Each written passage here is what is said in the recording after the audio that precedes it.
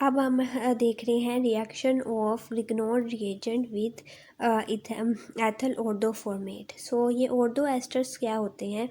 ऑर्डो asters वो होते हैं जिसमें जो है कार्बन जो है वो ऑक्सीजन के साथ यानी इसमें कोई कार्बन आए, ये एस्टर्स होता है। पर इस एस्टर बेसिकली एस्टर्स में कार्बन डबल बॉन्ड ऑक्सीजन होती है जिसके साथ अल्कोक्सी ग्रुप लगा होता है। लेकिन यहाँ पर अल्कोक्सी ग्रुप लगा हुआ है, अल्कोक्सी ग्रुप लगा हुआ है, अल्कोक्सी ग्रुप लगा हुआ है, पर कार्बन डबल बॉन्ड ऑक्सीजन नहीं है। बल्कि यहाँ पर क्या है, कार्बन सिंगल बॉन्ड, यहाँ पर हाइड्रोजन है, यहाँ पर कार्बन सिंगल बॉन्ड कोई अल्काइल ग्रुप भी हो सकता है। तो जो ऐसे हों जिसमें ये अल्कोक्सी ग्रुप लगे हुए हैं सिंगल सिंगल बॉन्ड के साथ और कोई कार्बोनाइल कार्बन ना हो, बल्कि वो वाली कार्बन जो है सिंगल बॉन्ड हाइड्रोजन के साथ जुड़ी हो या सिंगल बॉन्ड कोई आर ग्रुप के साथ जुड़ी हो, तो वो ऑर्डो एस्टर्स हैं। ठीक है, सो यहाँ पर जो हमारे पास ऑर्डो एस्टर है वो है जिसमें कार्बन सिंगल बॉन्ड हाइड्रोजन के साथ जुड़ी है। अगर वो हाइड्रोजन के साथ जुड़ी हो तो इस केस में हम इसको फॉर्मेट का लफ्ज़ लगाते हैं। यहाँ पर भी एथल है, एथल है, एथल ऑर्डो फॉर्मेट। ठीक है, सो एथल ऑर्डो फॉर्मेट जब ग्रिग्नोड रिएजेंट के साथ करता है तो क्या होगा, ये आप देख लेते हैं। सो बेसिक इसमें ये बात है कि यहाँ पर जो ग्रिग्नोड रिएजेंट हमने कहा था, जब ग्रिग्नोड रिएजेंट एक्सेस में लेते हैं, हमने एक्सेस की बात कर रहे थे। सो जब हम एक्सेस में लेते हैं तो जो सारे के सारे जो लीविंग ग्रुप्स होते हैं, जैसे कि ये इथोक्सी ग्रुप जो है ग्रिग्नोड रिएजेंट अगर एक्सेस हो तो ये निकल जाते हैं, एक एक करके सारे निकल जाते हैं। पर ये जो ऑर्डोफॉर्मेट का केस है ये इसलिए डिफरेंट है। अगर आपको कोई और एस्टर दे दिया जाए उसमें एक एक करके आपने सारे निकालने होंगे, जब तक आप सारे ना निकल जाएं तब तक रिएक्शन पूरा नहीं होगा, मतलब कि एक्सेस की मौजूदगी में ये सारे निकलते हैं।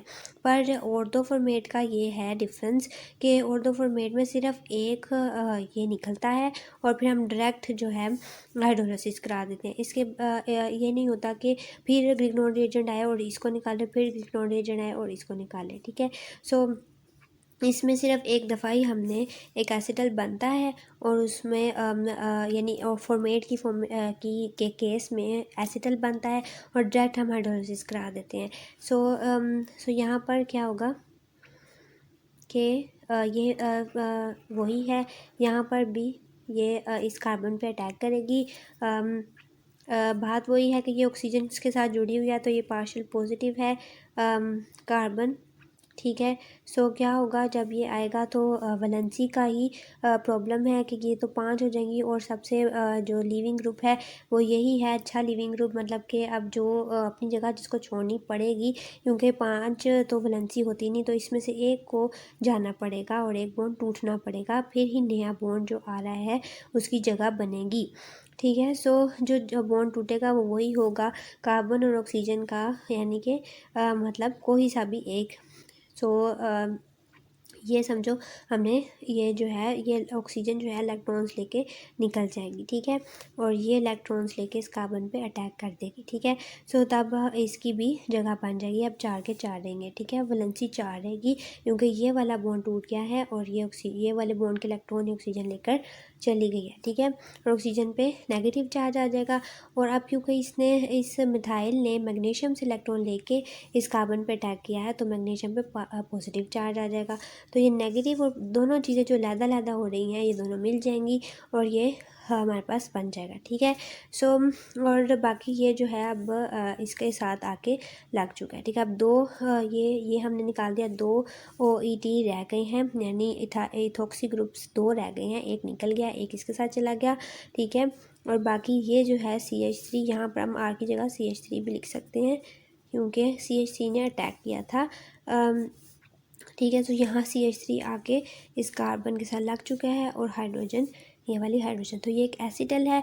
तो ऑर्थोफॉर्मेट का यही है कि हमने आगे इसको ये मज़ीद ग्रुप्स इसके नहीं निकलते, ये बस इतना ही रिएक्ट करता है ग्रिग्नोड रिएजेंट के साथ और फिर इसकी हाइड्रोलिसिस हो जाती है। ठीक है, सो हाइड्रोलिसिस के लिए वो एसिड वर्कअप H पॉजिटिव और HOH यानी ये वाटर, और अब क्या होगा कि इस एथल ऑर्थोफॉर्मेट के केस में हमें एल्डिहाइड मिलेगा। ठीक है। अगर ग्रिग्नोड रिएजेंट का रिएक्शन होगा एथल ऑर्थोफॉर्मेट के साथ स्पेसिफिकली तो हमारे पास एल्डिहाइड बनेगा, ठीक है। जो कि अब ये कैसे बना, जब हमने इसकी हाइड्रोलिसिस कराई, ठीक है। सो हाइड्रोलिसिस जब होगी तो यहाँ पर इसमें जो ऑक्सीजन है इसमें से निकल कर वो कार्बन के साथ लगेगी, ठीक है, और डबल बॉन्ड कार्बन के साथ बनाएगी, ठीक है। सो अब ये जो इथॉक्सी ग्रुप हैं, हमने कहा था कि ये नहीं निकलते, पर ये इस स्टेप में नहीं निकलते, मतलब कि इन्हें ग्रिग्नोड रिएजेंट नहीं निकालता, मतलब ग्रिग्नोड रिएजेंट जो है सिर्फ एक ही दफ़ा रिएक्ट करेगा, ठीक है, ऑर्थोफॉर्मेट से, ठीक है। अब जो ये दो अल्कोक्सी ग्रुप निकलेंगे वो हाइड्रोलिसिस पर निकलेंगे और वो जो है ये दो एथल ग्रुप जो है हाइड्रोजन्स के साथ रिएक्ट कर लेंगे, ठीक है, मतलब हाइड्रोजन्स को टेकअप कर लेंगे और इधर से लीव कर जाएंगे, ठीक है। सो इन दोनों ये जो दो ग्रुप हैं टॉक्सिक के, इसमें ऑक्सीजन है तो ऑक्सीजन जो है वो H ले लेगी और ये वाला भी H ले लेगी, तो ये O के साथ क्या लग गया, H, तो ये ET O के साथ H लग गया क्योंकि ये दो थे और दो ही हमारे पास हाइड्रोजन है, तो ये 2 ETOH बन गया। ये ETOH क्या है, इथाइल अल्कोहल बन गई है, ठीक है। सो ये इथाइल अल्कोहल कैसी होती है, ये अगर हम दूसरी लफ्ज़ों में लिखें तो C2H5O था, ठीक है, इस फॉर्म में था, और ये दो थे तो दोनों ने हाइड्रोजन, ये दो हाइड्रोजन ले ली, ठीक है। ये एक और भी था C2H5O, ये दो थे ना, 2 थे, तो इसने ये दो हाइड्रोजन्स ले ली, इसके साथ भी हाइड्रोजन लग गया, इसके साथ भी हाइड्रोजन, सो ये दो इथाइल अल्कोहल बन चुकी हैं, ठीक है। सो इस रिएक्शन में जो हमें मिलता है वो है एल्डिहाइड। अगर हमारे पास हम ऑर्थो एस्टर्स ऑर्थोफॉर्मेट वाला ना लें, कोई और लें, अदर देन लें, तो हमारे पास कीटोन बनेगा। यहाँ हमारे पास एल्डिहाइड बनी है, यहाँ हमारे पास अगर हम मतलब कहने का ये है कि यहाँ पर ये जो ये था ऑर्थोफॉर्मेट, क्योंकि यहाँ पर कार्बन जो थी वो हाइड्रोजन के साथ सिंगल बॉन्ड से जुड़ी हुई थी, तो इसलिए इसको फॉर्मेट कह रहे थे। सो अगर ये अब सिंगल बॉन्ड आर के साथ जुड़ी हो तो ये फॉर्मेट नहीं होगा। सो अगर ये इस केस में जब ये सिंगल बॉन्ड आर के साथ जुड़ी हो, इस तरह का कोई केस हो, अब आर में कुछ भी हो सकता है, ठीक है, मैथल हो सकता है, एथल हो सकता है, ठीक है। सो इस तरह का फॉर्म हो तो हमारे पास क्या बनेगी, कीटोन बनेगा, ठीक है। सो इसमें क्या होगा, इसको इस तरह भी लिख सकते हैं, ठीक है, और इसको इस तरह भी, अगर हम मतलब कि आर को में हमने इनपुट कर दिया मैथल ग्रुप, ठीक है।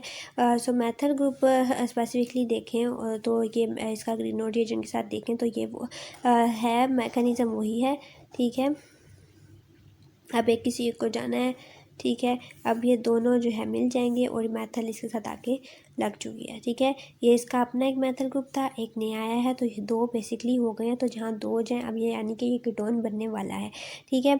सो अब क्या होगा कि ये जो इंटरमीडिएट बना है और ये जो दोनों मिल गए हैं, ठीक है। सो इंटरमीडिएट को मैंने बस यहाँ दोबारा से लिख दिया है, इंटरमीडिएट को मैंने दोबारा से यहाँ लिख दिया है। सो इसकी बस अब हाइड्रोलिसिस हो जाएगी क्योंकि ये ऑर्थोफॉर्मेट है, इस पर एक से ज़्यादा जो है ग्रिग्नोड रिएजेंट रिएक्ट नहीं करता, ठीक है।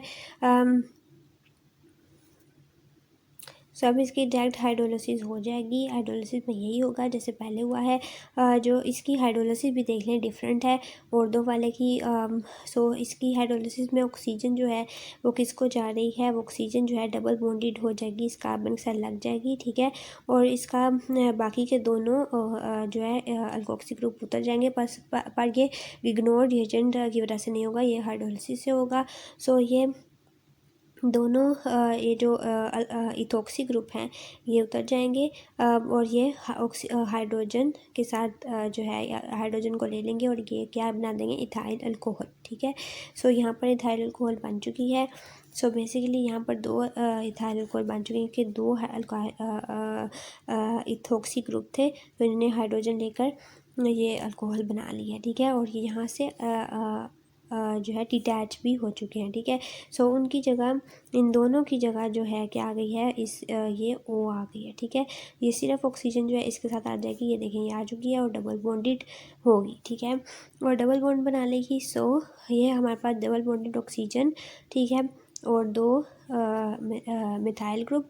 सो जिसके साथ कार्बोनल जो है वो कार्बोनल 2 अल्काइल ग्रुप या फिर यहाँ पर मिथाइल ग्रुप हैं।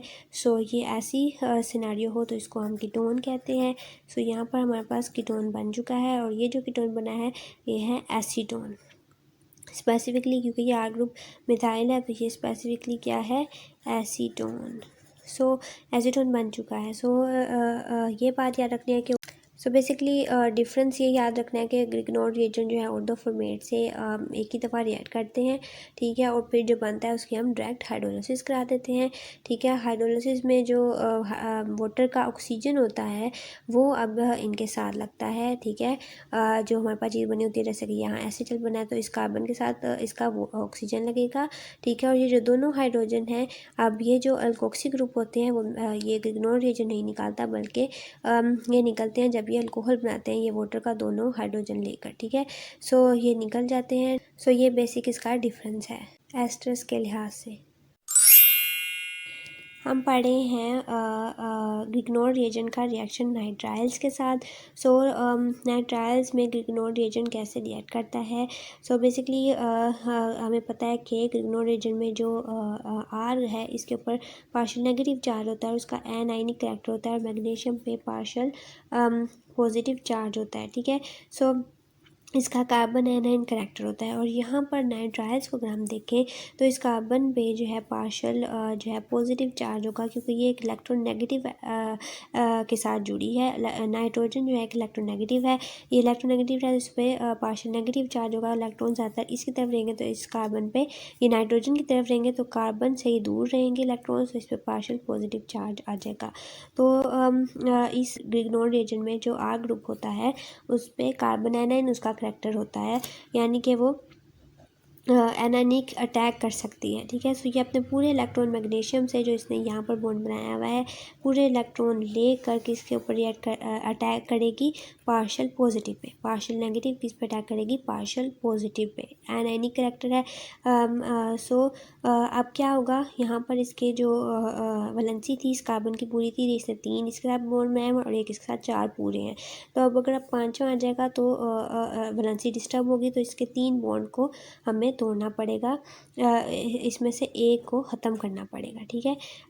तीनों को नहीं तोड़ना पड़ेगा, इसमें से एक को तोड़ना पड़ेगा ताकि इस आने वाले नए बॉन्ड की जगह बने, ठीक है। सो और वैलेंसी डिस्टर्ब ना हो, ठीक है। सो यहाँ पर ये वाले जो कार्बन और नाइट्रोजन के दरमियान जो ये वाला बॉन्ड था इसके इलेक्ट्रॉन नाइट्रोजन पूरे तौर पर ले लेगा। सब जब ये ले लेगा तो ये नेगेटिव हो जाएगा, ठीक है। सो ये जो है किस पे किसको वही जो ये बॉन्ड है जो पहले ये नाइट्रोजन कार्बन के साथ जो है बना रहा था वही बॉन्ड ये उसके इलेक्ट्रॉन लेकर वही बॉन्ड किसके साथ बना लेगा, मैग्नीशियम के साथ, क्योंकि ये नाइट्रोजन जो है वो नेगेटिव हो जाएगी और मैग्नीशियम पॉजिटिव क्योंकि वो आर ने मैग्नीशियम से इलेक्ट्रॉन्स ले लिए थे लेकर इस कार्बन पे अटैक किया था। सो ये मैग्नीशियम पॉजिटिव है नाइट्रोजन नेगेटिव तो ये दोनों आपस में बॉन्ड बना लेंगे, ठीक है। इस बॉन्ड की बजाय अब किसके दरमियान बॉन्ड बन जाएगा, नाइट्रोजन और मैग्नीशियम के दरमियान, ठीक है। सो यहाँ ये हो गया है नाइट्रोजन और मैग्नीशियम के दरमियान बॉन्ड बन गया है, ये 3 बॉन्ड हो चुके हैं, वैलेंसी पूरी हो चुकी है और ये आर जो है वो ये आर डैश इसलिए लगा। जब अब हाइड्रोलिसिस होगी तो क्या होगा कि ये जो लिखा है ये आर डैश इसलिए लिखा है क्योंकि ये आर जो है वो डिफरेंट आर है क्योंकि ये नाइट्राइल का आर है, ठीक है। सो और ये जो आर है वो कहाँ से आ चुका है, ग्रिग्नोड रिएजेंट से आ चुका है और 1 2 3 4 4 जो है वैलेंसी भी पूरी है, ठीक है। सो ये हमारे पास बनता है इन द मिडल जब ये ग्रिग्नोड रिएजेंट के साथ नाइट्राइल्स रिएक्ट करते हैं। तो अब जब ये बन जाता है तो जो है हाइड्रोलिसिस हो जाती है फौरी तौर पर।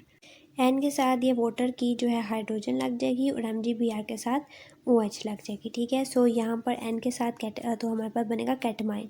तो हम देखें तो नाइट्रोजन के साथ हाइड्रोजन वाटर की लग चुकी है और ये जो OH ग्रुप था वो MgBr के साथ लग जाएगा और ये MgBr OH के ऊपर जो है प्रोडक्ट बन जाएगा, रिलीज हो जाएगा, ठीक है। सो ये जो चीज़ हमारे पास बनी है कैटमाइन ये बहुत ही अनस्टेबल होती है, फौरी तौर पर दोबारा से ये वाटर के साथ रिएक्ट करके हाइड्रोलिसिस इसकी हो जाती है, ठीक है।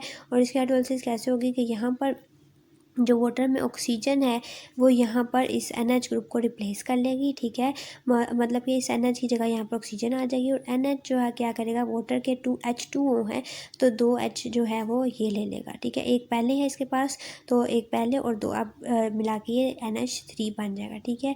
और यहाँ पर ये RCR- वैसा ही डबल बॉन्ड वैसा ही NH की जगह वाटर का ऑक्सीजन यहाँ लग चुका है। तो ये जो चीज़ हमारे पास बनी है ये क्या है, कीटोन, ठीक है। अगर आर ग्रुप जो है क्या हो, आर ग्रुप में अगर मैथल हो तो दोनों आर ग्रुप अगर मैथल हो तो ये बन जाएगा एसीटोन, ठीक है। एंड सो ऑन, अगर आर ग्रुप बदलते जाएँ तो उसके नाम बदलते जाएंगे। सो ये था reaction of Grignard reagent with nitriles. इसके अंदर इंपॉर्टेंट जो इंटरमीडिएट है वो कैटमाइन है जो कि फौरी तौर पर हाइड्रोलिसिस करके कीटोन बना देता है, ठीक है।